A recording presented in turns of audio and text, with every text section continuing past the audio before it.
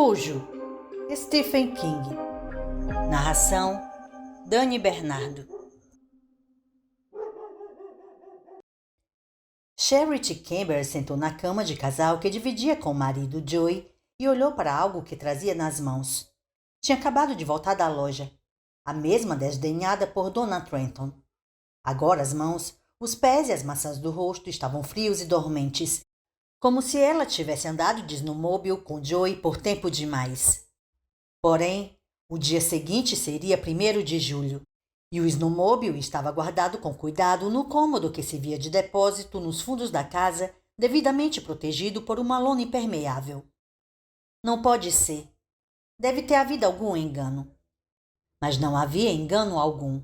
Ela conferiu várias vezes e estava tudo certo. Afinal, tem que acontecer com alguém, não é? Verdade, com alguém. Mas com ela? Dava para ouvir Joey martelando alguma coisa na oficina. Um som alto e ribombante que abria caminho pela tarde quente como um martelo que moldava metal fino. Houve uma pausa e, depois, baixinho. Merda! O martelo bateu mais uma vez e houve uma pausa maior. Então Joey gritou. Brett! Ela sempre sentia um arrepio quando Joey levantava a voz daquele jeito para chamar o filho. Brett amava muito o pai, mas Charity nunca conseguiu saber com certeza se a recíproca era verdadeira. Era um pensamento terrível, mas era verdade. Certa noite, uns 2 anos antes, ela tivera um pesadelo horrível, que achou que jamais esqueceria. Sonhou que o marido enfiava um forcado direto no peito de Brett. Os dentes varejaram o menino e furaram as costas da camiseta, erguendo aquele corpo como as varetas que sustentavam uma barraca a erguiam no ar. O desgraçado não veio quando eu chamei, dizia o marido do sonho, e ela acordou com um espasmo ao lado do marido de verdade, que de cueca boxer dormia um sono bêbado ao seu lado. O luar atravessava a janela e pousava sobre a cama, um fluxo de luz fria e indiferente. Sentada, Charity percebeu quanto uma pessoa podia ficar assustada, e como o medo era um monstro de dentes amarelados, criado por um deus enfurecido para devorar os incautos e os ineptos. Joey usou as mãos contra a mulher algumas vezes ao longo do casamento, e ela aprendeu. Charity podia não ser um gênio, mas sua mãe não criara os filhos para ser idiotas. Agora fazia o que Joey mandava e raramente discutia. Imaginava que Brett também era assim, mas por vezes temia pelo filho. Charity foi até a janela bem a tempo de ver Brett cruzar o jardim correndo e entrar no celeiro. Cujo estava logo atrás dele, parecendo desanimado e com calor. Ouviu uma voz abafada. Segure isso aqui para mim, Brett. Outra mais abafada. Claro, papai. As marteladas recomeçaram, com aquele impiedoso som de picador de gelo. Pim, pim, pim. Ela imaginou Brett segurando algo contra algo. Um formão contra um rolamento travado, ou talvez um prego contra um trinco de uma fechadura. O marido, com um cigarro palmal pendendo do canto da boca fina, as mangas da camiseta arregaçadas, manejando um martelo de 2 quilos. E se ele estivesse bêbado? E se sua mira estivesse meio ruim? Imaginou o grito agonizante de Brett enquanto o martelo transformava sua mão em uma massa rubra e cruzou os braços diante daquela visão. Olhou para o que tinha nas mãos e se perguntou se havia alguma maneira de usar aquilo. Mais do que tudo no mundo, ela queria ir a Connecticut encontrar a irmã, Holly. Já fazia 6 anos desde o verão de 1974. Ela lembrava muito bem, porque fora um péssimo verão, com exceção daquele agradável fim de semana. Foi em 1974 que os problemas noturnos de Brett começaram. Agitação, pesadelos e, com frequência cada vez maior, casos de sonambulismo. Foi o ano em que Joey começou a beber muito. As noites mal dormidas e o sonambulismo de Brett acabaram cessando. As bebedeiras de Joey não. Brett tinha 4 anos na época. Agora tinha 10 e nem se lembrava mais da tia Holly, casada havia 6 anos. Holly tinha um menino com o mesmo nome do pai e uma menina. Charity não conhecia os próprios sobrinhos, só pelas fotos que Holly mandava de vez em quando pelo correio. Ela ficou com medo de pedir a Joey, que estava cansado de ouvir a esposa falar sobre o assunto. Se pedisse de novo, talvez apanhasse. Já fazia quase 16 meses desde a última vez em que sugerira um curto período de férias em Connecticut. Joey não era muito de viajar. Para ele, Castle Rock estava de muito bom tamanho. Uma vez por ano, ele, o bebundo Gary Pever e mais alguns camaradas rumavam para Mosehead, ao norte, para caçar cervos. Em novembro passado, Joey quis levar Brett junto. Charity teve de bater e não arredar o pé 1 milímetro, apesar dos taciturnos resmungos do marido e dos olhos marejados do filho. Jamais deixaria o menino sair para uma viagem de 2 semanas com aquele bando, ouvindo todo tipo de conversa vulgar e piadas sujas, vendo homens se transformando em animais depois de começarem a beber sem parar durante dias e semanas a fio. Todos com armas carregadas, andando pelo mato. Quando um bando de bêbados saía por aí empunhando armas, era certo que, mais dia, menos dia, alguém acabaria se machucando, independentemente dos chapéus ou dos coletes laranja fluorescentes. Só que a vítima não seria a Brett, não o filho dela. O martelo continuava atingindo o aço em batidas ritmadas e regulares. Então parou. Ela relaxou um pouco. Depois, as marteladas recomeçaram.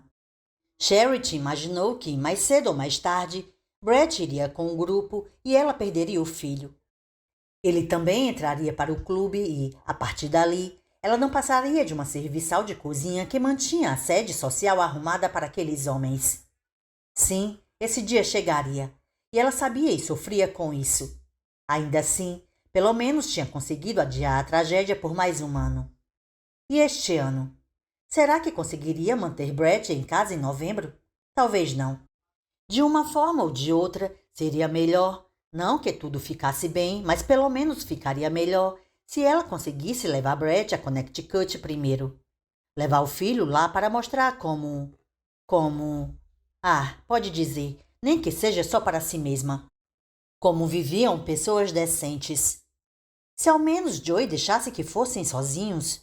Mas não havia nenhuma razão para Charity imaginar que, só porque Joey podia viajar sozinho ou com os amigos, ela também tinha esse direito, nem mesmo com Brett junto. Tratava-se de uma das regras básicas do casamento deles. Mesmo assim, ela não conseguia deixar de pensar como seria melhor ir sem ele. Sem Joey sentado na cozinha de Holly, enxugando cerveja, olhando para Jim, marido de Holly, de cima a baixo com aqueles insolentes olhos castanhos. Seria melhor sem Joey, que não faria questão nenhuma de esconder que mal podia esperar para ir embora, até o ponto em que Holly e Jim também mal pudessem esperar a hora que eles fossem embora. Ela e Brett, só os dois. Eles podiam ir de ônibus. Charity pensou. Novembro passado ele queria levar Brett para caçar. Depois pensou. Será que daria para fazer uma negociação? Então uma onda de frio a atingiu, preenchendo os espaços vazios em seus ossos com fibra de vidro. Será que ela concordaria com essa negociação? Joey poderia levar Brett a Mosehead no outono se concordasse com a viagem de ônibus dos dois a Stratford. Condições financeiras eles tinham, agora, mas isso não bastava para convencer o marido. Joey poria as mãos no dinheiro e seria a última vez que Charity veria a cor dele. A menos que jogasse as cartas bem direitinho. Bem direitinho. A cabeça dela começou a funcionar mais depressa. As marteladas tinham parado. Viu Brett sair do celeiro saltitante e deu graças a Deus. Alguma parte premonitória dela estava convencida de que, se algum dia o menino se ferisse gravemente, seria naquele lugar sombrio, que tinha o chão de tábuas cobertos de serragem e graxa velha acumulada. Devia haver algum jeito. Tinha que haver. Se ela estivesse disposta a arriscar. Ela segurava um bilhete de loteria entre os dedos e, enquanto olhava para a janela, pensativa, virava-o várias vezes na mão. Quando voltou à loja, Steve Kemp estava agitado e furioso. A loja ficava na fronteira oeste de Castle Rock, na Rota 11. Ele alugara de um fazendeiro com propriedades em Castle Rock e na cidade vizinha, Bridgeton.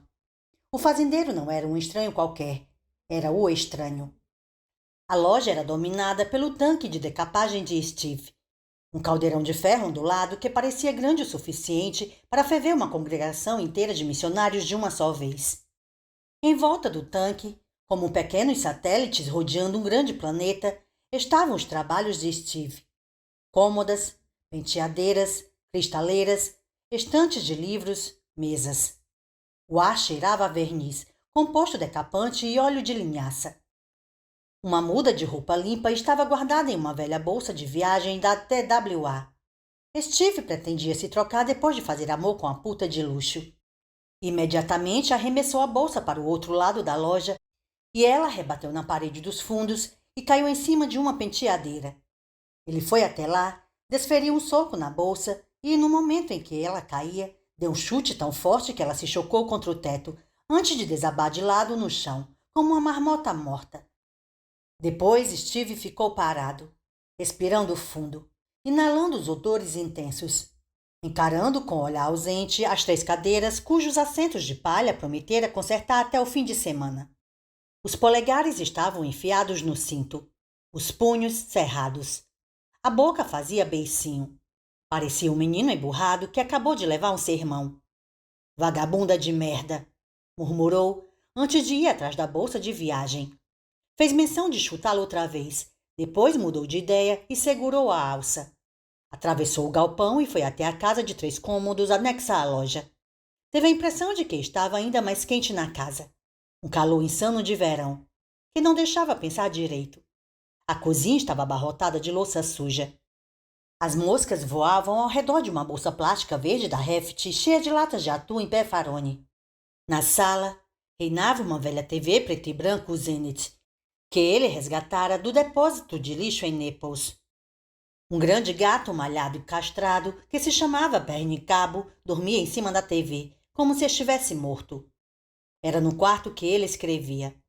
A cama dobrável estava aberta, desarrumada, e os lençóis tinham manchas duras de porra.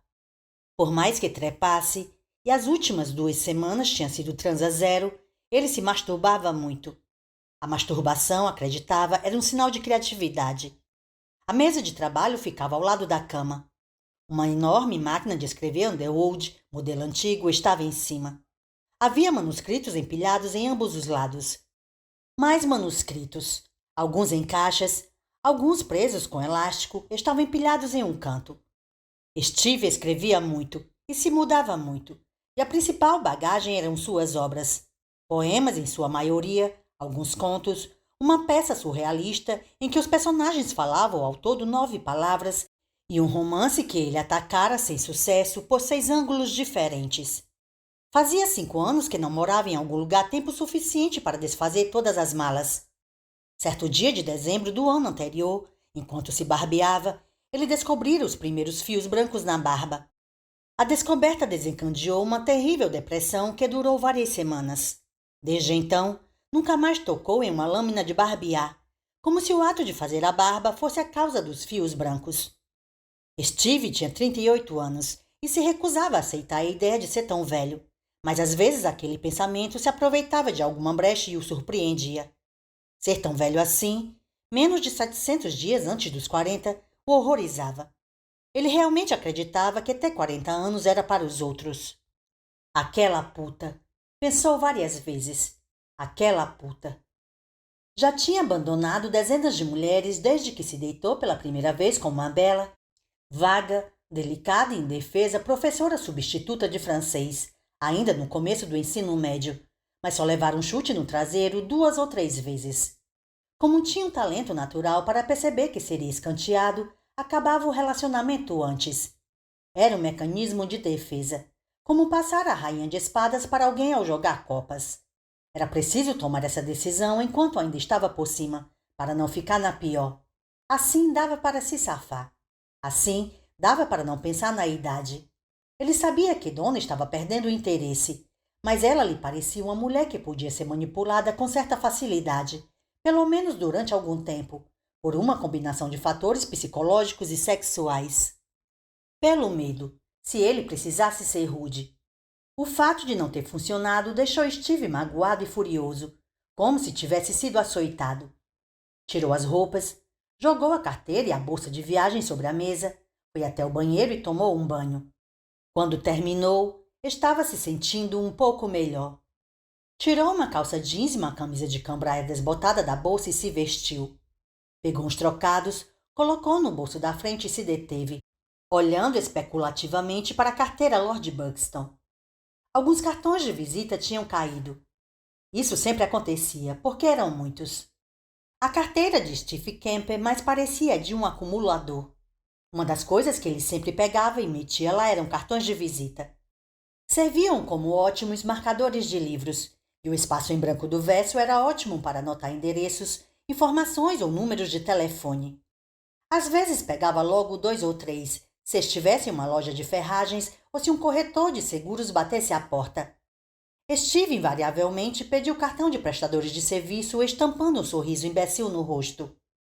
Quando Donna e ele ainda estavam no auge de uma ardente paixão, Steve viu o cartão do marido dela em cima da TV. Donna estava tomando banho ou algo assim. Ele não hesitou em pegar, sem nenhum motivo especial, só pelo hábito de acumulador. Abriu a carteira e remexeu os cartões, que eram de corretores da Prudential Seguros da Virgínia, de corretores de imóveis do Colorado e de uma dezena de outros prestadores de serviço.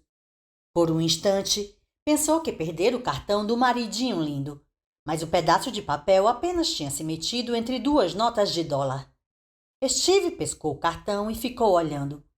Tinha um fundo branco e letras em azul, estilosamente escritas em minúsculas, Senhor Empresário Triunfante. Discreto, mas interessante. Nada exibido. Roger Blackstone, Edgeworks, Vic Trenton. Congress Street, 1633. Telex, Edgeworks, Portland, Maine, 04001. TEL 207 7990 8600. Steve puxou uma folha de uma pilha de papel barato para mimeógrafo e abriu espaço diante de si. Olhou depressa para a máquina de escrever. Melhor não. As letras de uma máquina de escrever eram únicas como impressões digitais. Foi a defeituosa letra A minúscula que entregou de bandeja o culpado inspetor. A decisão do júri foi rápida, só tempo de um chá. Aquele não seria um caso de polícia. Não, senhor, de maneira alguma. Mas uma boa dose de cautela nunca era demais. Papel barato, encontrado em qualquer papelaria, e nada de máquina de escrever. Pegou uma caneta piloto Razor Point na lata de café no canto da mesa e escreveu em letras maiúsculas. Olá, Vicky. Que bela mulher você tem. Adorei trepar com ela até cansar. Parou, batendo a caneta contra os dentes. Estava começando a se sentir bem de novo, no comando.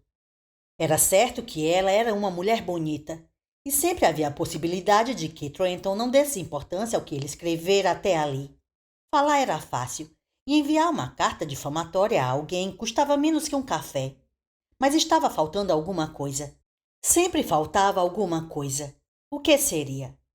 De repente, ele abriu um sorriso e seu rosto se iluminou. Agora era fácil perceber porque nunca tivera dificuldades com mulheres desde a noite com a vaga e bela professora substituta de francês. Então acrescentou. O que você acha da marquinha que ela tem logo acima dos pelos pubianos? Acho que parece um ponto de interrogação. Você tem alguma pergunta? Era o bastante. Sua mãe sempre dizia para não ir com muita sede ao pote. Ele pegou um envelope e colocou o bilhete dentro. Fez uma pausa, em seguida meteu o cartão de visitas dentro do envelope e escreveu o endereço do escritório de Vic com as mesmas letras que usara para a mensagem. Depois de refletir mais um pouco, decidiu mostrar alguma compaixão pelo pobre coitado e acrescentou a palavra pessoal abaixo do endereço. Encostou a carta no peitoril da janela e se recostou na cadeira, sentindo-se outra vez em plena forma. Tinha certeza de que, naquela noite, conseguiria escrever algo. Uma picape com placa de fora do estado parou na entrada. Tinha um grande armário ruge na traseira. Algum sortudo conseguira fazer um ótimo negócio em algum bazar. Steve saiu de casa. Adoraria reformar aquele armário de qualidade e ainda ganhar algum dinheiro, mas duvidava que fosse ter tempo para o trabalho. Assim que enviasse a carta, o passo seguinte seria uma mudança de ares. Não uma grande mudança, pelo menos não por enquanto. Steve achava que merecia ficar na região mais algum tempo, o suficiente para mais uma visita à pequena Miss Pernas Longas. Quando o maridinho lindo não estivesse por perto, obviamente. Steve já jogara tênis com Vicky e sabia que o homem não era um impetuoso. Era magro, usava óculos de aro grosso, tinha um backhand fraquinho. Mas nunca se sabia quando um maridinho lindo podia se soltar da coleira e cometer algum ato pouco social. Muitos deles tinham armas em casa. Steve precisava se certificar de que não havia nenhum risco antes de aparecer do nada. Seria apenas uma última visita antes de sair de cena. Talvez ele fosse para Ohio durante algum tempo. Talvez para a Pensilvânia. Ou Taos, no Novo México. Como um engraçadinho que gostava de colocar pólvora no cigarro de alguém, ele queria ficar por perto, a uma distância segura, claro, para ver o circo pegar fogo. O motorista da picape e a mulher estavam olhando para dentro da loja, para ver se havia alguém. Steve saiu com as mãos nos bolsos e um sorriso no rosto. A mulher logo sorriu de volta. Olá, pessoal. O que posso fazer por vocês? Perguntou, pensando que enviaria a carta tão logo se livrasse do casal.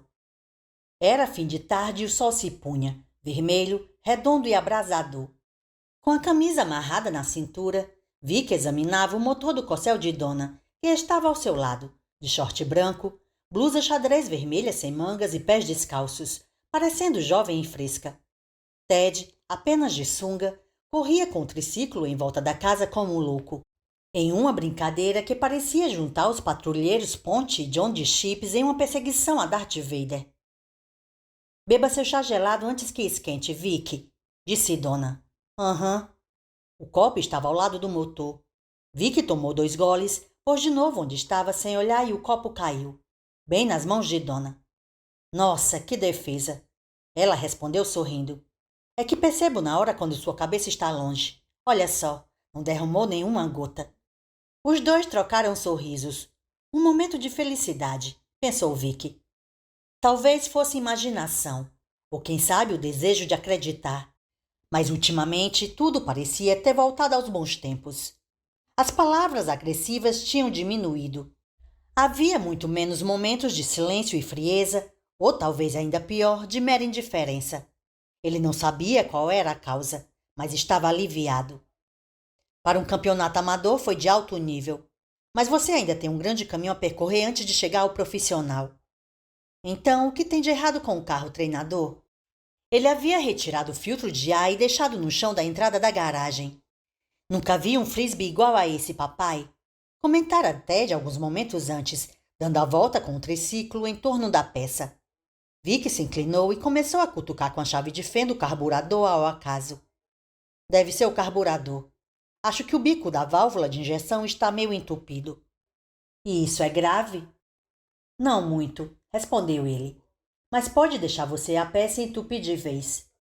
É a peça que controla a entrada da gasolina no carburador e, sem gasolina, você não chega a lugar algum. É uma lei universal, amor. Papai, pode vir me empurrar no balanço? Daqui a pouco, Ted. Oba, oba! Vou esperar lá atrás.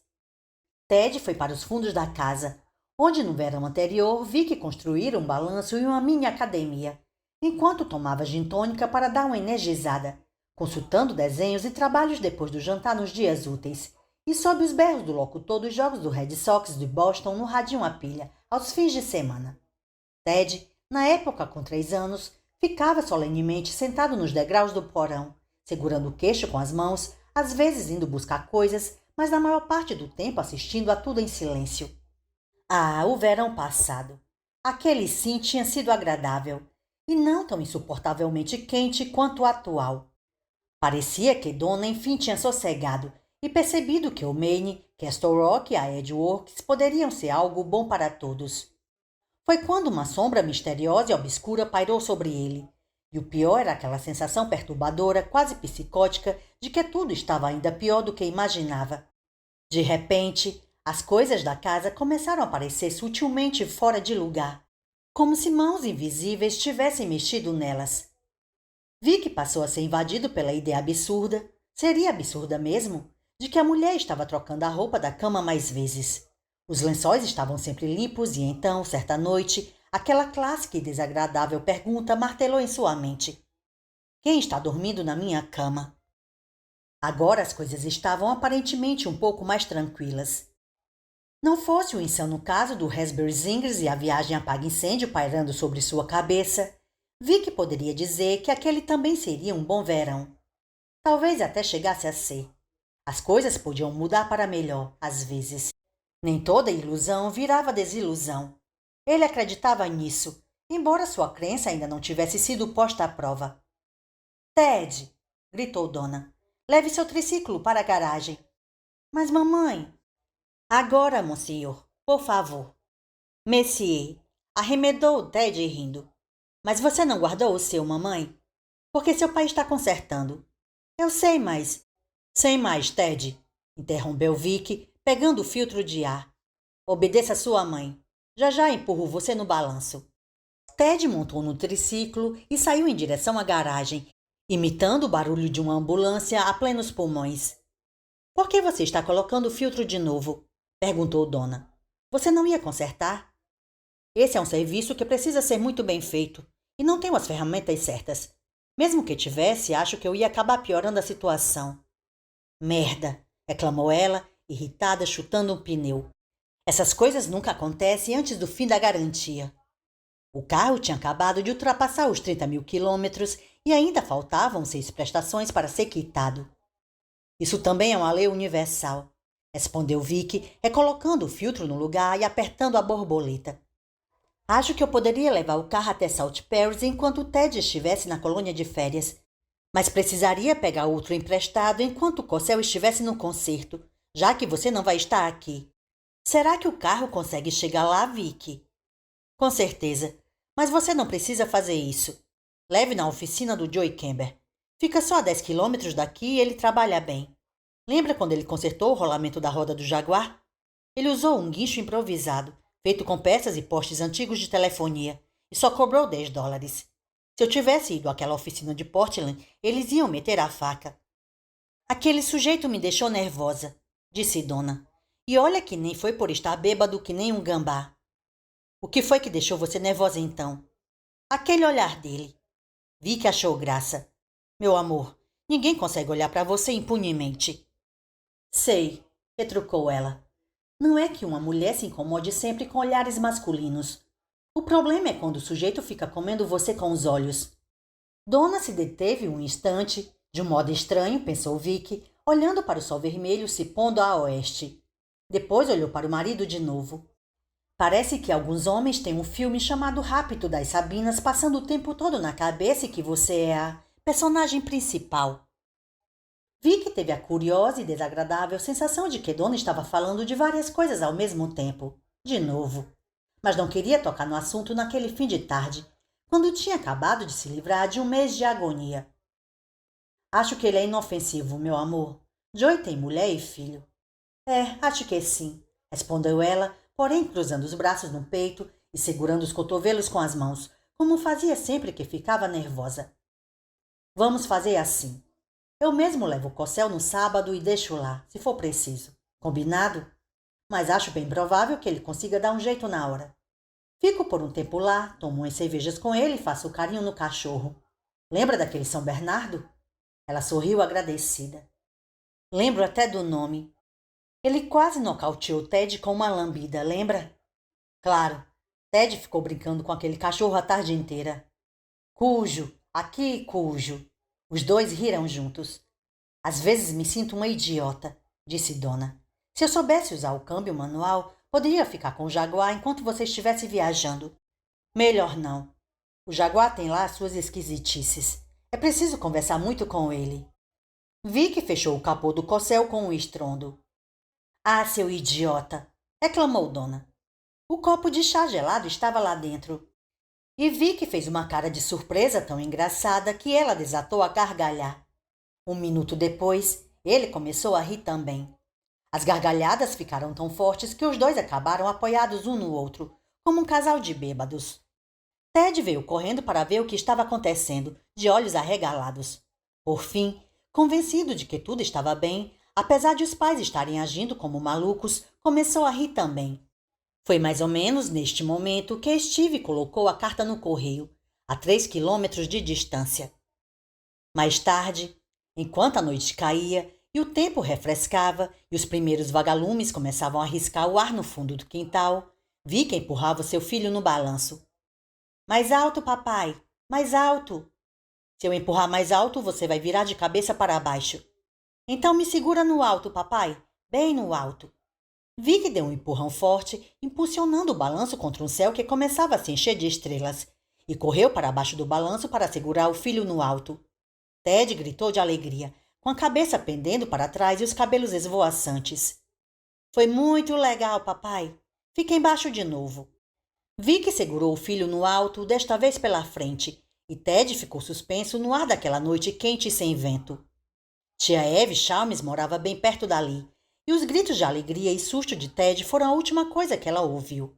O coração parou de bater quando uma de suas paredes finas como um papel se rompeu subitamente e quase sem dor, enquanto Eve estava sentada na cozinha, com uma xícara de café na mão e um de seus cigarros da marca Herbert Tarrington na outra. Ela se inclinou para trás e a vista escureceu no instante em que ouviu um grito de criança. No primeiro momento, achou que fosse um grito de alegria. Porém, ao perder os sentidos, subitamente jogada para a frente como se tivesse sido empurrada com força, mas não sem certa delicadeza, teve a impressão de que a criança gritava de medo, de agonia. Logo depois estava morta, e sua sobrinha Abby só encontraria o corpo no dia seguinte, junto ao café tão gelado quanto a defunta. O cigarro reduzido a um perfeito e delicado tubo de cinzas e a dentadura inferior se projetando da boca enrugada como se fosse um compartimento repleto de dentes. Pouco antes da hora de Ted ir para a cama, pai e filho se sentaram na escada dos fundos da casa. Vicky tomava cerveja, Ted leite. Papai, o que foi? Queria que você não viajasse na semana que vem. Mas eu vou voltar. Eu sei que vai, mas... Ted estava de cabeça baixa, procurando se controlar para segurar o choro, e Vicky passou a mão pelo pescoço do filho. Mas o que, garotão?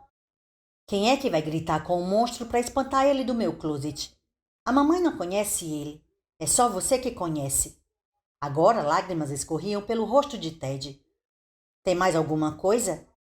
A ideia das palavras para monstros, Vicky dera o nome de catecismo para monstros, mas como Ted tinha dificuldades com o termo, decidira simplificar as coisas, surgira no fim da última primavera, quando o filho começou a sofrer com pesadelos e medos noturnos. O menino dizia que havia alguma coisa no closet e que, às vezes, quando a porta se abria, conseguia ver o que estava lá dentro. Uma criatura de olhos amarelados que queria devorá-lo. Donna achava que aquilo tinha relação com o livro Onde Vivem os Monstros, de Maurice Sendak. Vicky comentou com Roger, mas não com Donna, sobre a hipótese de que Ted talvez tivesse pescado algum relato distorcido sobre os assassinatos em séries ocorridos ali em Castle Rock e concluído que o assassino, que se tornou uma espécie de bicho-papão na cidade, estava vivo e se escondia em seu closet. Roger achava que era possível. Afinal, em se tratando de crianças, tudo era possível. A própria dona começou a ficar um pouco assustada depois que os problemas de Ted se estenderam por algumas semanas. Certo dia, durante o café da manhã, meio em tom de brincadeira, meio em tom de nervosismo, ela disse a Vicky que parecia que as coisas no closet do filho tinham sido mexidas. Vicky respondeu que fora o próprio Ted. Você não está entendendo, rebateu Donna. Ted nunca mais entrou lá, Vicky. Nunca. Ele tem medo. Donna acrescentou que, às vezes, tinha a impressão de que o closet realmente cheirava mal depois dos pesadelos de Ted, sempre acompanhados pelo medo que o filho sentia ao acordar. Era como se um animal estivesse enjaulado ali. Preocupado, Vicky foi até o closet para conferir se sentia algum cheiro estranho. Cogitava que Ted pudesse estar com sonambulismo e talvez fosse até o closet para urinar em meio a algum ciclo de sonhos estranhos. Não sentira cheiro algum além de naftalina. O closet tinha um pouco mais de 2 metros quadrados, com uma parede acabada de um lado e do outro uma apenas rebocada. Era tão estreito quanto uma cabine dormitório de trem. Não havia bicho-papão ali, e Vicky sem dúvida não fora para a Nárnia. Saiu de lá dentro com algumas teias de aranhas no cabelo, e só. Donna primeiro sugeriu o que chamava de pensamentos para sonhos agradáveis para combater os terrores noturnos de Ted, e depois orações. Ted disse que a coisa no closet já tinha roubado os pensamentos para os sonhos agradáveis e que as orações não adiantavam nada, já que Deus não acreditava em monstros. Donna chegara a perder a paciência, em parte, talvez porque também estivesse assustada com a história do closet. Um belo dia, quando estava pendurando algumas camisas do filho, a porta se fechou silenciosamente às suas costas e ela levou uns bons 40 segundos tateando no escuro até conseguir sair. Daquela vez, ela própria sentira o cheiro. Algo quente, próximo e violento. Um cheiro que lembrava o suor de Stephen Kemper depois que os dois acabavam de fazer amor. O resultado foi que ela disse a Ted, de maneira curta e grossa, que monstros não existiam e que ele devia tirar aquilo da cabeça, abraçar o ursinho e dormir. Já vi que tinha uma visão mais profunda e uma lembrança mais clara daquela porta do closet, que se transformou em uma boca idiota e torta, aberta na escuridão da noite. Um lugar em que coisas estranhas faziam ruídos parecidos com sussurros, em que de vez em quando roupas penduradas pareciam homens pendurados. Ele se lembrava vagamente das sombras que a luz da rua projetava nas paredes naquelas longas 4 horas que se seguiam ao crepúsculo, e dos estalos que pareciam ser a casa se acomodando ou talvez, só talvez, algo à espreita. A solução encontrada foi o catecismo para monstros ou, para o menino de 4 anos que não se interessava por semântica, palavras para monstros. De qualquer jeito, era nada mais ou menos do que encantamentos primitivos para manter o mal afastado. Vic inventara aquilo certo dia, durante o almoço, e acabou funcionando, o que causou um misto de alívio e desgosto em Donna, que vira todos seus esforços com psicologia, treinamento de eficácia parental e, por fim, rígida disciplina fracassarem 1 a 1. Vic proferia as palavras ao lado da cama de Ted, como uma bênção todas as noites, com o filho já preparado para dormir, nu debaixo de um lençol na escuridão escaldante do quarto. Você acha mesmo que isso vai servir de alguma coisa a longo prazo? Perguntou Donna. Sua voz soava divertida e irritada ao mesmo tempo. A conversa ocorrera em meados de maio, quando a tensão entre os dois estava no ápice. Publicitários não dão a mínima para longo prazo, respondeu Vic. Nossa preocupação é oferecer alívio imediato, e eu sou bom no que faço. Mas não vai ter ninguém aqui para dizer as palavras para monstros. Este é o problema, e um problemão. Ted explicava agora, enxugando as lágrimas do rosto, contrariado e envergonhado. Preste atenção, disse Vic. Eu deixei tudo escrito. É assim que eu consigo dizer as mesmas palavras todas as noites. Vou imprimir e pendurar na parede do seu quarto. Assim, a mamãe pode ler para você todas as noites enquanto eu estiver viajando. Você vai mesmo fazer isso? Promete? Claro que vou. Promessa é dívida. Não vai esquecer, hein? Pode deixar, garotão. Vou fazer isso hoje mesmo. Ted enlaçou o pai e Vic lhe deu um abraço apertado. Naquela mesma noite, depois que Ted dormiu, Vic entrou na ponta dos pés no quarto do filho e prendeu uma folha de papel na parede. Colocou ao lado do calendário fantástico da Marvel, bem à vista de Ted. Impresso em letras maiúsculas e claras estava o seguinte: Palavras para monstros. Para Ted. Monstros, fiquem bem longe deste quarto. Aqui não tem nada para vocês. Nada de monstros embaixo da cama do Ted. Vocês não cabem ali embaixo. Nada de monstros se escondendo no closet do Ted. Lá é muito apertado. Nada de monstros olhando pela janela do Ted. Não tem onde se segurar do lado de fora. Nada de vampiros, lobisomens ou bichos que mordem. Aqui não tem nada para vocês. Ninguém machuca o Ted. Ninguém encosta no Ted esta noite. Aqui não tem nada para vocês. Vic ficou olhando para o papel durante muito tempo, pensando que devia dizer à Donna, pelo menos mais 2 vezes antes de viajar, para não se esquecer de ler as palavras para o filho todas as noites. Era preciso que ela tivesse plena consciência da importância que as palavras para monstros tinham para Ted. Quando ia sair, reparou que a porta do closet estava entreaberta. Era só uma fresta. Fechou bem a porta e deixou o quarto. Naquela mesma noite, muito mais tarde, a porta se abriu de novo. Os relâmpagos de verão rasgavam o céu vez ou outra, tatuando estranhas sombras ali. Ted, porém, não acordou.